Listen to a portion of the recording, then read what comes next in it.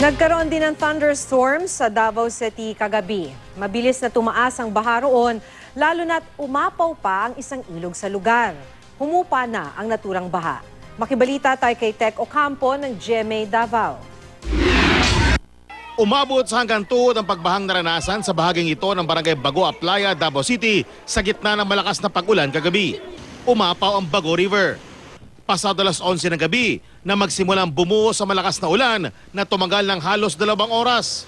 Madaling araw na lang, baha pa rin sa lugar pero mas mababa na ito.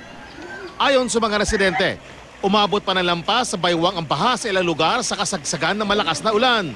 Kaya napalikas sa mga residente nang patunugin na ang bell sa kanilang barangay, hudyat na posibleng lumala pa ang sitwasyon. Nagbagting. So muna to ang indicator nga kailangan na mong bahay. Ano na to? Kaunsa yung na gamit na kuha, sir? Wala yun. Pag nga bata lang siguro na ugdalag, ay gagamit, pasagdala ng gamit dito. Wala man ay problema sa gamit. Gabahan na ba diri or first time yung nahita mo? Ang gabaha diri basta kusugang ulan. Ang ilang gamit ng ilang residente, nagpalutang-lutang na lang sa binahang kalsada.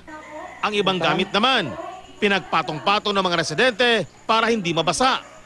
Pumunta rin agad sa area ang mga rescuer, bumbero at tauhan ng Central 911 para tulungan ang mga residente. Dinala ang ilang residente sa basketball court at sa chapel ng barangay.